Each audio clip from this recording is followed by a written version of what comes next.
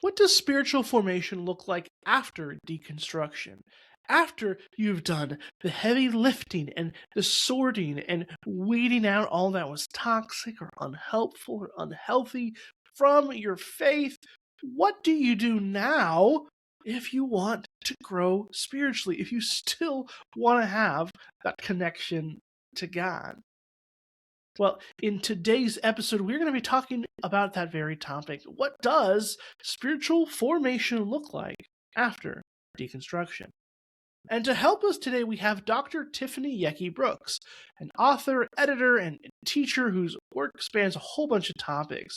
She holds advanced degrees in literature, classics, and spiritual formation, and has written or contributed to more than 30 books, which include Fear is a Choice and Gaslighted by God.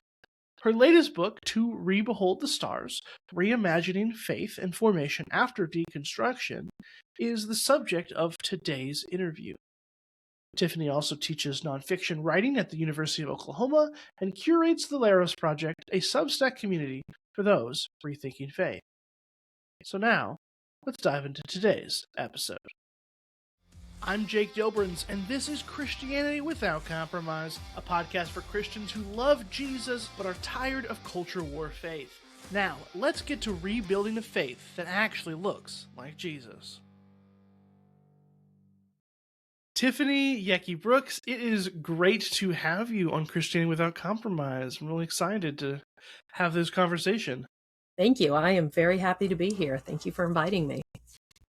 You are a very accomplished person with a really fascinating book, and I think it can be said you know how to write well, and so this is, I think you, by now, what is it, like 40 books or something under your belt? Yes. I think you're pretty good, and people should definitely check out this latest addition to the Tiffany Yecke Brooks collection. So, awesome. Excited for this. I love to start out getting to know the guest through a story. I think you're a fan of the whole storytelling thing too. We learn a lot from each other, and you are you've lived a very interesting life. Okay, I mean that might be an understatement, to be honest with you. From all that I've gathered, from all the research I've done, but I want you to tell us about this time where you ended up driving the president of Poland to an Ash Wednesday service in rural Arkansas.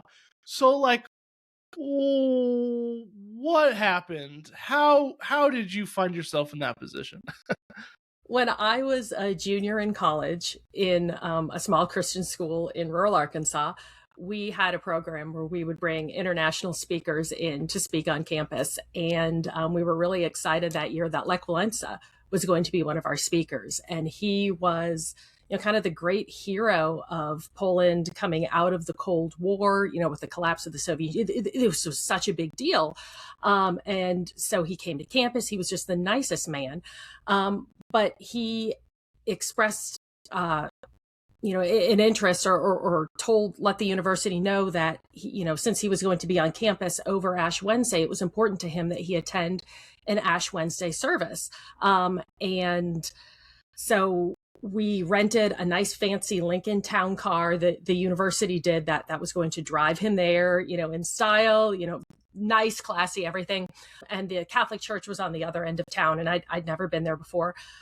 So we met in the parking lot, pick up the car and take President Walesa to church. And in college, I drove a Mustang. It was my dad's dream car. And when I graduated high school, it gave him an excuse to buy one. And I was driving it. And so I pulled up and parked and walked over to the Lincoln Town car. And the president says something to his translator, who kind of looks at him, says something back. And then he says it again. He repeats it and he turns and he says, "The president wants to ride in that car." And he points to my Mustang.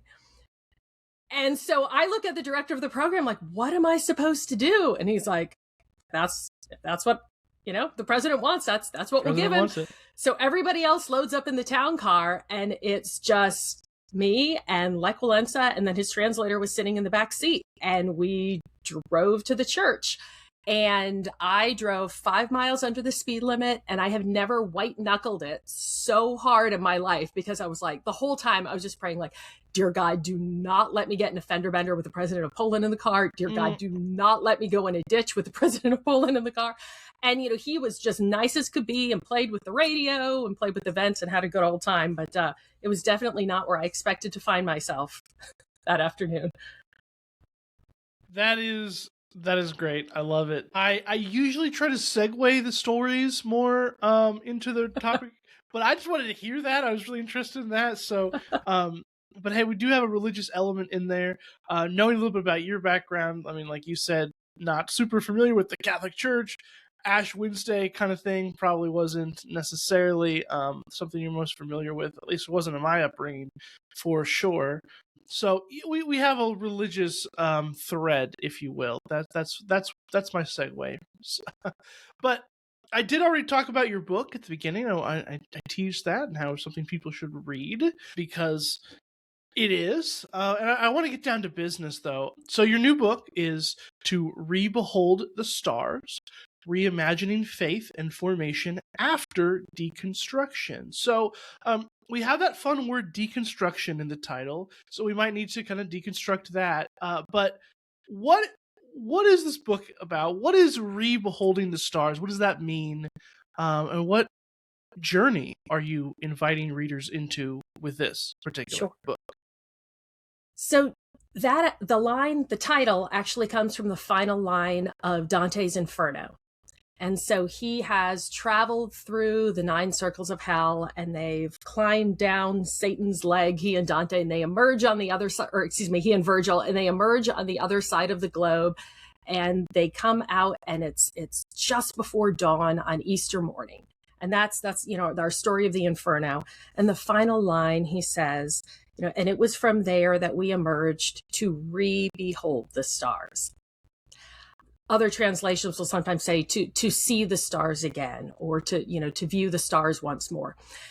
And that struck me as such a perfect metaphor for where so many people are in their faith journey, where you have gone through the challenges of deconstruction, detoxification, an audit of your faith, whatever you want to call it, whatever terminology you want to use, where you've done the hard, heartbreaking work of examining things closely and questioning and, looking at old beliefs yourself and figuring out which traditions maybe you don't want to keep, that maybe don't really match up to the heart of God, despite what you were taught. And then you've done that work and you come out to the other side of it. And what now? What do you do with what you have deconstructed? Because the goal should always then be what comes next with that. And so I love this idea of somebody who has gone through literal hell in this case and emerged on the other side. And the moment when he realizes he's alive is when he looks up and he sees the stars again. It was twilight when he was going in, and now he's back out in the world and he sees stars, and that's how he knows he's emerged. There's still purgatorio to come, and paradiso, right? There's still work that's coming, but in this moment he can stop and he can breathe and he can say, this is beautiful, and now I'm deciding what comes next. That is it's a powerful analogy.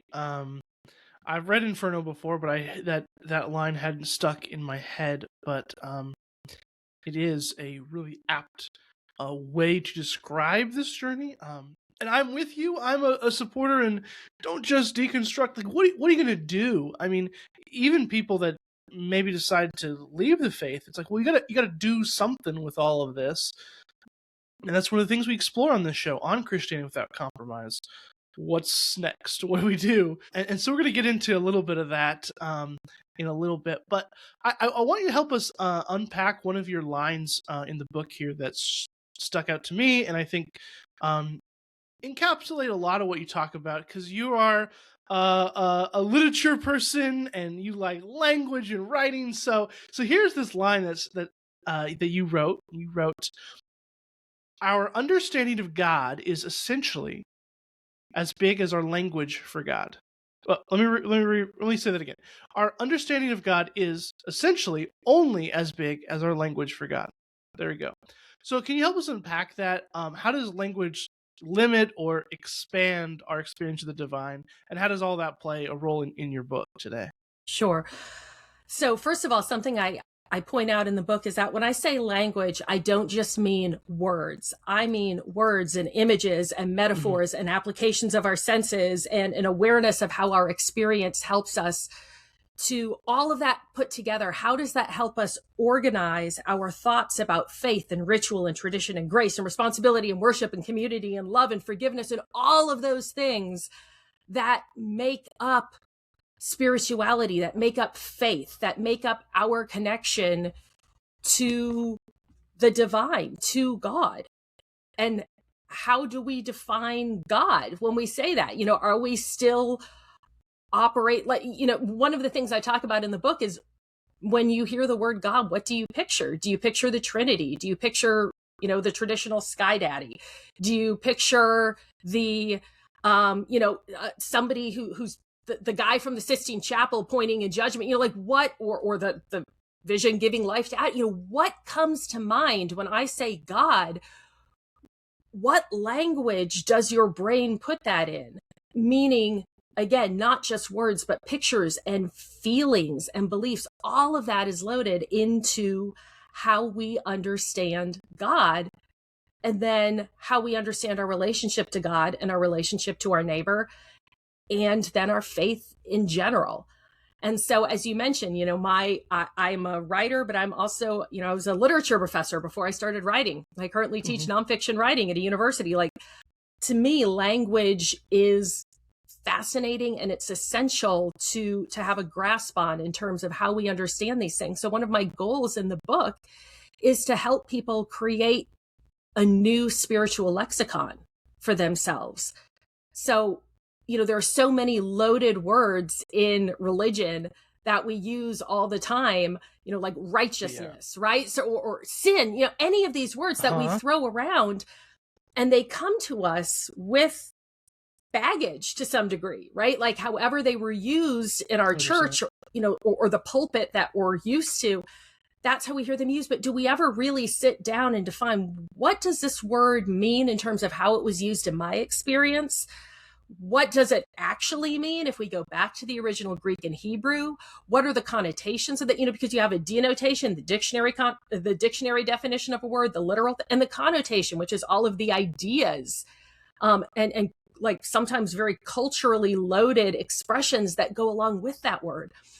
And so something I want readers to do, that's kind of the core of this book, is let's re-examine some of that language, defined broadly, of our faith, and see how we can develop a faith that we have chosen, a faith that makes sense to us, a faith that resonates with the way God created our soul to connect with God, rather than just the language that we inherited. Yeah, I think that is a worthwhile project. It's something we got to sort out because it can get so messy. And all the time, those Christianese words, right? Yes, You throw them around. yes. Like, what does that even mean? We got to unpack that. We got to figure out what that means. And also, by the way, growing up, my understanding of God, my vision was always a giant sandaled foot, because God was so big, all I could see was his foot. So there's a fun random freebie that I don't think I view God that way anymore, but that's what I did growing up. So there's a lot to unpack there, I'm sure. Oh, absolutely. Oh, yeah, lots of unpacking, Still, after a couple of Bible degrees, still unpacking and working out things and trying to figure out stuff. But your book is a study of spiritual formation after deconstruction. It's more than that, but that's one aim, right? That you're trying to do here. And so I know it's not one size fits all, but I'm curious, like, what are some of the spiritually formative practices that you might recommend for those post deconstruction? What can we do after we've said, well, I don't like this part, that wasn't good, I'm kind of redoing this and rethinking that? We got a pile on the floor. It's the room's a mess.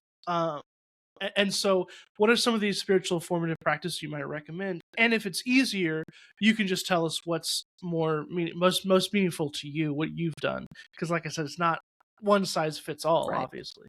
Well, one of the things that when I teach this that I have found is really effective is that we'll do somatic mapping with some of these Christianese words that you mentioned. But yeah, Because a big thing that a lot of people encounter when they're deconstructing their faith is that they were taught, if not overtly, it was definitely modeled for them not to trust themselves, right? That trusting themselves was akin to trusting in the flesh. And so a lot of people really struggle with, well, can I listen to my intuition?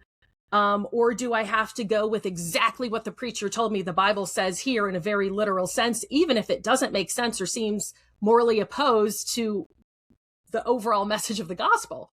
right. And so I do some somatic mapping with students. And so I talk about this too in the book, where you take a map of just the human body and you read through some core emotions and you just embody that emotion for a minute and just sort of circle on the map where you feel that in your body. And this is interesting because about a dozen years ago or so, some researchers at the University of Aalto in Finland conducted a study, and they found that cross-culturally around the globe, cross-demographically, humans generally felt emotions in the same places in their bodies. That depression felt like a coldness and like an immobilization almost in the limbs, and that there was pressure that there were emotions that would feel like pressure on your chest, right? And so they mapped a bunch of these core emotions. And so what I encourage people to do with this is first to work through those emotions, figure out how you feel them in your body.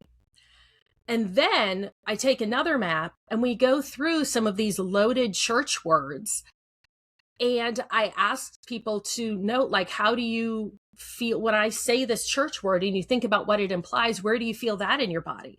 And then when we're done with that, we overlay the two together to see if there are any parallels, because it's really hard to say, for example, like, what do you, I don't know why the word evangelism makes me feel yucky, but it just kind of, creeps me out or gives me a weird feeling or whatever that is. But if you overlay that and say, and I use that as an example because the very first time I did this, I had someone say afterward, I always struggled with the word evangelism and I didn't know why it made me feel weird. And I always kind of wanted to swallow, like I just felt it in my throat.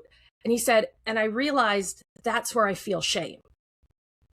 And so the word shame was so intricately tied up with the concept of evangelism to him. And so it's really hard to say, well, I don't know what to do about this, weird feeling that's rattling chains in the attic of my mind. But I do know what to do about shame.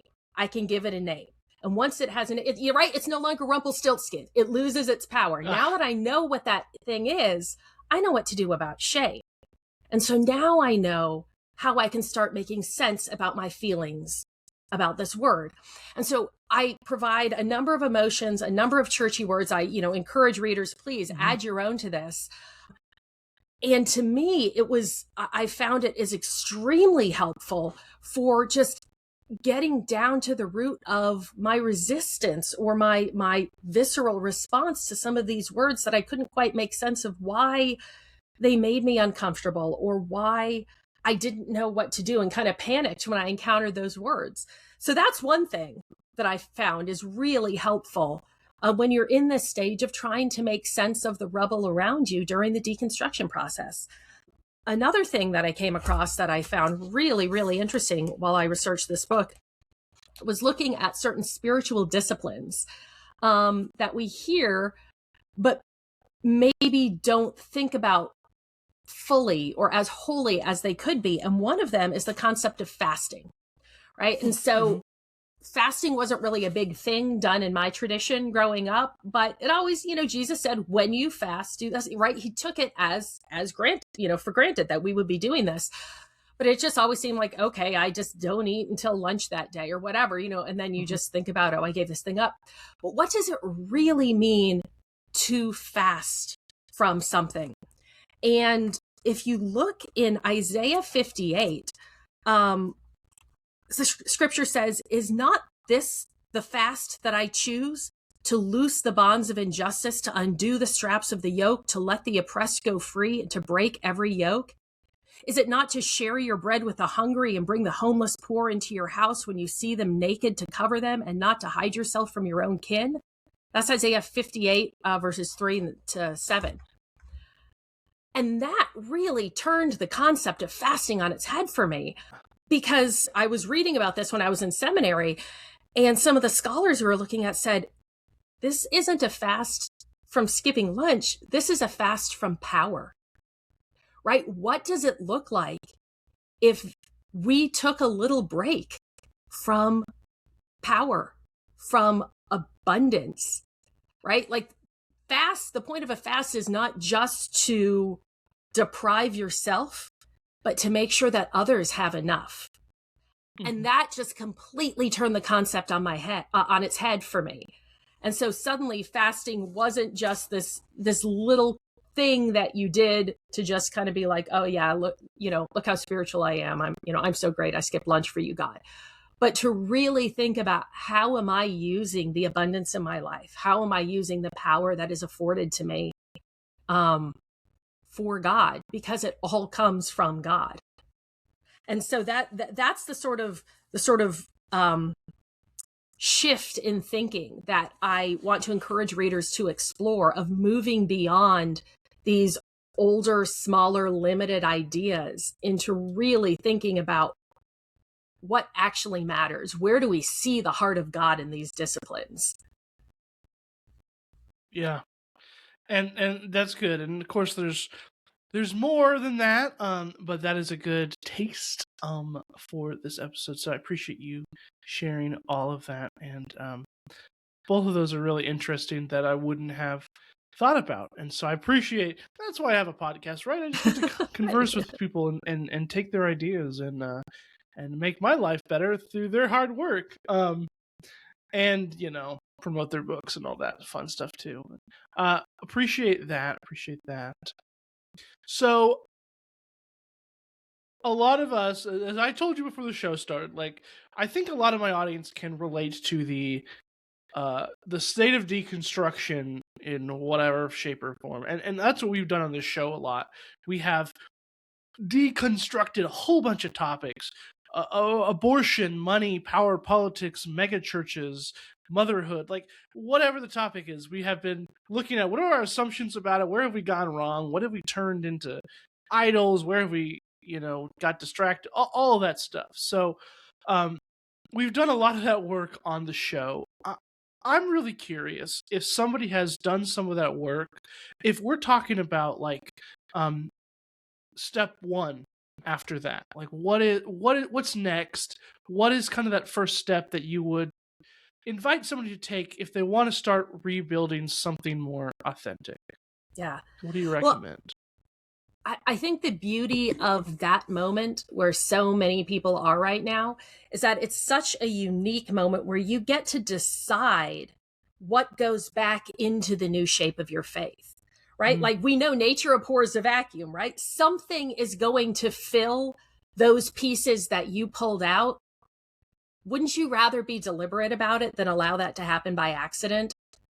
Because it's either going to be something that maybe you haven't, had a chance to think all the way through and its implications, or honestly, more often it's just those old scripts that we just spent all that time questioning and deconstructing, right? Something is going to fill that back in. So let's be intentional. Now is the moment when we get to choose what goes back into those spaces.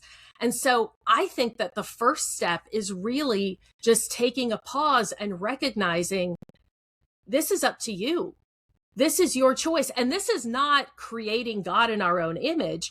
This is taking a moment to pause and say, how did God create me uniquely to engage with God? And then to hold up each piece that we've broken down, hold that next to the heart of God and say, does this reflect what I understand the heart of God to be? Not dogma, not guilt, not tradition, the heart of God. Does this reflect what I understand the heart of God is? And that's how you make that decision about where that piece goes, in your new construction, your new mosaic, whatever image you want to use. And that's, to me, that's the most important moment, is in this step. Something I talk about in the book is the importance of wonder, and just opening yourself back up to the possibility of wonder and meeting God on these new terms. And just make sure that we are deliberate, and also to recognize that any piece that you put into your new reconstruction right now can be pulled out again if you question it and you realize, what, this isn't quite right. And I think that's an important thing too, so many of us were given such rigid structures that we thought, well, if I pull out one brick, everything crumbles, right? That's what we were taught a lot of times. You question one thing and it's slippery slope to hell, right? Yep. But no, we should be constantly questioning and auditing our beliefs, and then taking down and reconstructing if need be to get us closer to God. So that would be my advice, is to recognize the beauty of the moment that you have. Yeah. Hey, that's good. We need to recognize that moment. Well, for kind of our last question before we get into talking more about your stuff, and before we get into that super duper final question that everybody gets, that's really practical, kind of the last main question, if you will, I want you to cast us a vision for what is waiting for us on the other side of deconstruction, if you will. What does a faith that has been reimagined, reformed, rebeheld look like and feel like? Just tell us what's on the other side. Well, I think it's so beautiful when we look at Pentecost, that we have the message of God, and it's the same message, but everyone is hearing it in their own language. And God is translating God's self to each person based on their background and who they are. And so I think it's important to tune your ears and tune your soul to hear how God is calling you, not your parents, not your grandparents, not your preacher, not your neighbor. I mean, community is important, let's engage with other people, but really be honest about how God is calling you, and how God, again, created you to receive God. Because I think that leads to a much bigger God than many of us ever allowed ourselves to picture before, right? We were given a God who was, for a lot of us, we were given a God who was constrained to the 66 books of the Bible. Never mind the scriptures that say Jesus did more than this, but there's not enough room to write it. It's like, no. Like, if it didn't happen here, it didn't right? God is so much bigger than many of us have ever allowed God to be. Yeah. And so what is our process for engaging in critical thinking and opening our souls to wonder as we look toward how God is asking us to allow that into our lives so that we can live a God-infused life? Wonderful, awesome, beautiful, excellent, all the adjectives. Appreciate you taking us on a brief version of the journey today. I say this like every single episode when we have an author, but more in the book. This is just the surface, but more in the book. So speaking of said book, tell us about that, where people can find it, where people can find your writing and your work. Like, where do you want to point people today? Yes. So To Rebehold the Stars, you can order it now. Always got to give a plug for the local brick and mortar bookstores. Support your local businesses. You can order through them. Obviously, you can order through any of the major online retailers, Barnes and Noble, any place fine books are sold. Anywhere you can buy books, you will be able to either get a copy or order a copy of the book. I've got 2 other books previously. I've got multiple other books, but two Yes. other books on this topic that also are kind of for people who are earlier in that process, maybe. And so you can, find those as well. As far as like my personal writing that I do sort of regularly between books, you can find me on Substack. It's called the Leros Project, Leros, the Leros Project. And that's actually based on a scripture in Luke with the resurrection and the women in the garden. It's a free Substack. It's usually just monthly, so I'm not going to be spamming up your inbox or anything, but it's usually a kind of humorous examination of different concepts that maybe we need to be reminded of, maybe we can think about differently, breaking down some of these ideas. And just some of them are heavy ideas, and so I try to do it in sort of a lighthearted, funny way, just to encourage us to be thinking about these concepts. You can find me on Facebook, Tiffany Yecke Brooks. My website is Tiffany Yecke Brooks. You can find me on Instagram, which is TF as in Frank, TF Yecke Brooks. And I'm not real active on Instagram, but I am starting to be, because I'm sending out excerpts from the book and little snippets from that. So you can see that starting to trickle out. So yeah, lots of places to find me. I love engaging with folks. So reach out one of those ways, and I would love to hear from you. Great. Well, I will tell you, we will invite you to be a collaborator on Instagram for posts about this episode. So wonderful. We'll give you Thank some you. content there, get you some followers, all that fun stuff. But I like to do that. Excellent. Let me ask you that last question. I'm going to read it exactly as everybody else gets it, and I am really curious what your takeaway is going to be for us today. So here we go. As we close, leave the audience with just one practical action they can do this week to live out their faith fully for Jesus. Romans 12:21. Do not be overcome by evil, but overcome evil with good. I mean, I think that's the most basic thing that we can do, right? Faith, hope, and love, but the greatest of these is love. Show love to people, and especially love to the least of these. As Jesus tells us in Matthew 25, whatever you did to the least of these, you did to me. The greatest command for the least of these. And I want to put the caveat on that there is so much conversation right now about the sin of empathy and how empathy is toxic, which is just such a terrible message that is antithetical to everything in the gospel. Amen.